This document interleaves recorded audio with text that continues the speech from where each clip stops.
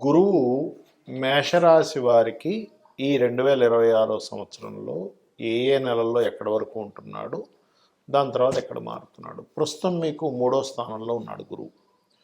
ఈ 2026 సంవత్సరం జూన్ నుంచి 4వ స్థానంలోకి మారుతాడు. దీనివల్ల ఇక్కడ ఏంటంటే ఈ సంవత్సరం గురువు యొక్క తన తత్వం పూర్తిగా మారిపోయి ఉంది. దీనివల్ల ఏంటంటే మంచి చెడు రెండు ఫలితాలు ఇస్తాడు. ఆ రెండు ఫలితాలు ఎటువంటివి జరుగుతాయి అనేటువంటి అంశాలు చెప్తుంది నేనైనప్పటికీ చెప్పిస్తుంది సాక్షాత్ లలిత అమ్మవారిగా భావిస్తూ. ప్రధానంగా ఏంటంటే ఇక్కడ గురుగ్రహం మీకు 3వ స్థానంలో ఉన్నందుకు, 3వ స్థానం అనేటువంటిది కొన్ని అగ్రిమెంట్స్, అలాగే కొంతమంది వ్యక్తులు కలవడం, ముఖ్యంగా గురువు అంటే పండితులకి, బ్రాహ్మణ్స్ అనుకోండి, పండితులు అనుకోండి, మంచి మాస్టర్స్ అనుకోండి, చక్కగా మిమ్మల్ని గైడ్ చేసేవారనుకోండి, వీళ్ళందరికీ గురువే కారకుడు. కాబట్టి ఆ రకంగా దేవతా సంబంధించినటువంటి వాటిలో ఉండేటువంటి వారి యొక్క పరిచయాలు ఏర్పడ్డం ఇవన్నీ కూడా ఇస్తూ ఉంటాడు. కాకపోతే ఇక్కడ గురువు యొక్క స్వరూపం మారింది అని చెప్పుకున్నాం. కాబట్టి ఏదైనా అగ్రిమెంట్స్ చేసుకునేటప్పుడు, ఎవరితోనైనా కలిసేటప్పుడు కొన్ని కపట సంబంధమైనటువంటివి కూడా అక్కడ మీకు ఎదురవుతూ ఉంటాయి. అది చూసుకోవాలి. మరి జూన్ తర్వాత నుంచి 4వ స్థానంలోకి, ఉచ్చ స్థానంలోకి వెళ్తున్నాడు కదా. గురువు 4వ స్థానంలో ఉంటే చక్కగా కేంద్ర స్థానము, అక్కడ నుంచి గృహయోగము, వాహన యోగము, అదేవిధంగా ఏదైనా మీరు నిర్మించాలంటే యోగాన్ని ఇస్తున్నాడు అక్కడ. కాకపోతే ఎప్పుడైనా అసలు గుర్తుపెట్టుకోండి, ఏదైనా ఒక ప్లానెట్ అంటే గ్రహము మీకు దాని యొక్క స్వరూపం మారినప్పుడు అది ఇచ్చేటువంటి రిజల్ట్ ఎలా ఉంటుందంటే, అది ఒక్కోసారి మంచిగా ఉన్నట్టే ఉంటూ ఇబ్బందిస్తూ ఉంటుంది. ఇప్పుడు చూడండి, ఇక్కడ మరి ఏ విషయాల్లో ఈ 4వ స్థానంలో జూన్ నుంచి ఏ విషయాల్లో మీ మేషరాశి వారు జాగ్రత్తగా ఉండాలంటే, గురువు యొక్క మార్పు మూలంగా మీరు ఇక్కడ ఖచ్చితంగా ప్రాపర్టీస్ కొనుక్కోవడము, ఏదైనా కొత్త కోర్సెస్ నేర్చుకోవడము, ఏదైనా కొత్తగా కన్స్ట్రక్షన్ ప్రారంభించడము, ఏదైనా సరే మీరు ఒక మిషనరీ తీసుకురావడము, వస్తువులు, ఆభరణాలు కొనుక్కోవడం ఇవన్నీ జరుగుతుంటుంది. అందులో గురువు పర్టికులర్గా బంగారానికి కారకుడు. కాబట్టి మీరు ఈ 2026 సంవత్సరంలో జూన్ నుంచి బంగారము కొనుగోలు చేసేటువంటి విషయాలలో చాలా చాలా చాలా జాగ్రత్తగా ఉండాలి. గుర్తుపెట్టుకోండి, చాలా అంటే చాలా జాగ్రత్తగా ఉండాలి. కాబట్టి ఇంకోటి ఏంటంటే 2026 సంవత్సరంలో ఈ గురువు ఇలా ఉన్నందుకు దొంగ బంగారం అంటే రేటు బాగా పెరిగిపోతుంది కదా అని చెప్పి నకిలీ బంగారం తయారు చేసి అమ్మేసేటువంటివి పెరుగుతాయి.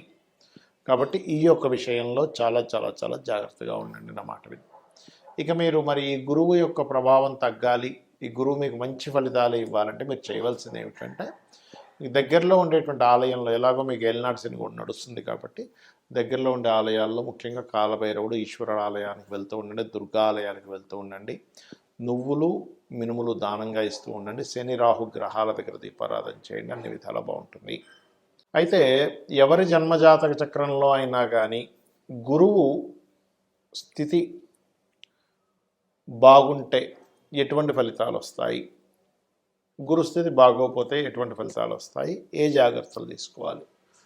గురుగ్రహాన్ని మనకి జ్యోతిష్ శాస్త్రంలో కానీ, నాడీ జ్యోతిష్ శాస్త్రంలో కానీ, నాడీ శాస్త్రాల్లో కానీ జీవుడుగాను చెప్పారు.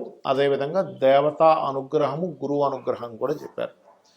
కొంతమంది జీవితాల్లో చూడండి, వాళ్ళకి మంచి గురువులు దొరుకుతారు, చాలా మంచి మంత్రోపదేశం జరుగుతుంది, వారికి మంచి మార్గాన్ని చూపిస్తారు. వాళ్ళని వీరు కలిసినప్పటి నుంచి వాళ్ళ లైఫ్ కూడా చాలా చక్కగా మారుతుంది కూడా. మరి కొంతమందిని కలిసినప్పటి నుంచి ఏమైపోతుంది అంటే వారికి అన్నీ కోల్పోవడం, అంటే వారు కొంత మభ్యపెట్టి వాళ్ళ గురించి ఖర్చు పెట్టి చేసుకొని, లేదా వాళ్ళ గురించి ఒక రకరకాలుగా చేసేసుకొని అన్నీ వాళ్ళ ఆస్తులు కూడా రాయించేసుకున్న గురువులు నేను చూశాను. అలా జరుగుతుంది. ఎందుకు కారణం ఏమిటంటే, మన యొక్క జన్మజాతకంలో జూపిటర్ స్థితి బాగోకపోతే ఇక్కడ రెండు విషయాలు, మంచి గురువు దొరకకపోవడము జరుగుతుంది, మంచి గురువు దొరికినా మనం తిరస్కరించడం జరుగుతుంది. జూపిటర్ కనుక బాగోకపోతే ఇది బాగా అర్థం చేసుకోండి. మంచి గురువు దొరికాడు కానీ మీకు ఆయనలో 100 మంచి గుణాలు ఉన్న ఒక్క నెగిటివ్ పాయింట్ పట్టుకుని, అమ్మో ఈయన దగ్గర ఈ నెగిటివ్ ఉందని బయటకు వచ్చేస్తాం తెలియకుండా. అది ఎందుకంటే మీకు అది ఆ సమయంలో ఆ గ్రహము, ఆ యొక్క దేవత మీ యొక్క సమయము ఆ రకంగా మీకు కనబడేలా చేస్తుంది. అర్థం చేసుకోండి. ఎందుకంటే ఇప్పుడు సొసైటీలో కూడా చూడండి, రకరకాల మంది ఫ్రెండ్స్ ఉంటారు. ఇద్దరు ఫ్రెండ్స్కి ఏదో మనస్పర్ధలు వచ్చి విడిపోతారు. ఇదే వ్యక్తి ఇంకో వ్యక్తితో కొన్ని సంవత్సరాల పాటు బాగా ఫ్రెండ్లీగా చాలా బాగా ఇద్దరు కలిసి ఉంటారు. ఏమైంది మరి ఇదే వ్యక్తి ఇంకోరితో ఎందుకు కలిసి ఉండలేకపోతున్నారంటే వీళ్ళిద్దరికీ నెగిటివ్ పాయింట్స్ కనబడ్డాయి, వాళ్ళిద్దరికీ పాజిటివ్ పాయింట్స్ కనబడ్డాయి. అయితే మీ జన్మజాతకంలో కనుక గురువు బాగా పాపకత్తిరిలో ఉన్నాడు అనుకోండి, అంటే శని రాహులతోని లేకపోతే పాపగ్రహ నీచబడ్డ గ్రహాలతోని ఉన్నప్పుడు మీరు పూర్వజన్మల్లో గురువుకి ఏదో ఇబ్బంది పెట్టారు. అంటే ఏంటి, గురువులు అంటే ఎవరు? మీకు గురువు అనే ఆ యొక్క గురువు అనేటువంటి శబ్దానికి ముఖ్యంగా ఆ వాక్యానికి ఆ యొక్క దీనికి ఉన్నటువంటి అర్థం ఏమిటంటే మనల్ని అజ్ఞానం నుంచి జ్ఞానం వైపు నడిపించేవాడు గురువు, అంధకారం నుంచి బయటికి తీసుకొచ్చేవాడు గురువు.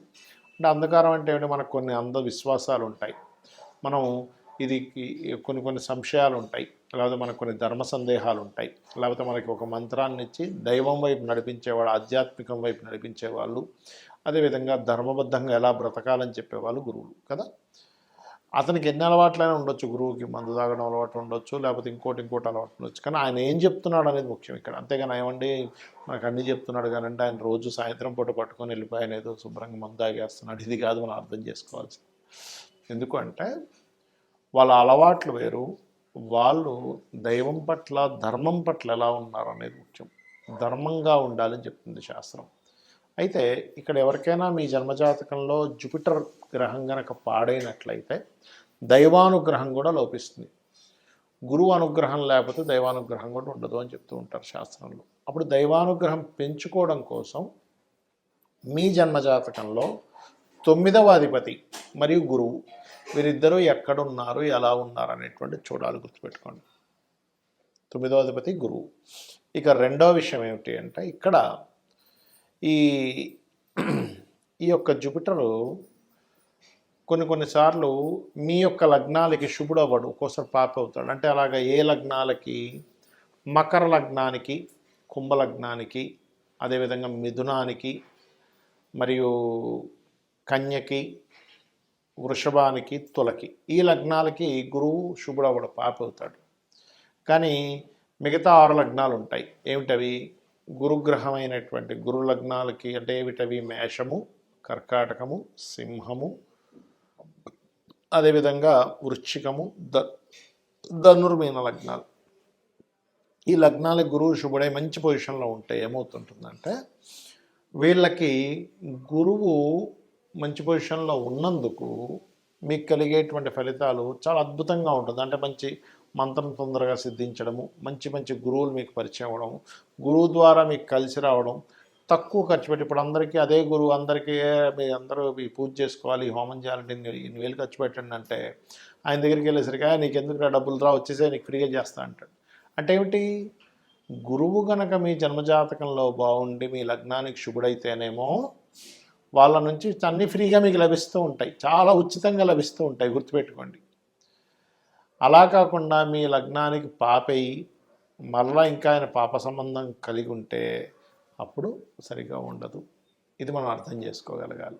మరి దీన్ని ఎలాగ తొలగించుకోవాలి? గురుమంత్రం, ఏదైనా గురువు దగ్గర మంచి గురుమంత్రం తీసుకోవడం, గోసేవ చేయడం, దత్తాత్రేయుడి యొక్క స్తోత్ర పఠనం చేయడం, ఓం ద్రాం దత్తాత్రేయాయ నమః అని చేసుకోవడం, లేదా జయ గురుదత్త శ్రీ గురుదత్త, లేనట్లయితే దిగంబర శ్రీ పాదవల్లభ దిగంబర అనే మంత్రం చేయడం, పసుపు కానీ గంధం కానీ ఇలాంటి పదార్థాలని మీ యొక్క ఆలయంలో దేవతా కైంకర్యం కోసం భక్తి శ్రద్ధలతో ఇవ్వడం, ఎక్కువగా శనగలు దానంగా ఇవ్వడం, గురుగ్రహంతో ఏ పాపగ్రహాలైతే కలిసాయో ఆ పాపగ్రహ సంబంధించినటువంటి దానాలు ఇవ్వడం, ఇవన్నీ చేయడం ద్వారా మీకు గురుదోషము పోయి దేవతా అనుగ్రహం కలుగుతుంది, అమ్మవారి యొక్క అనుగ్రహం కూడా కలుగుతుంది, మీ జీవితం అద్భుతంగా సాగుతుంది. శ్రీమాత్రే నమః.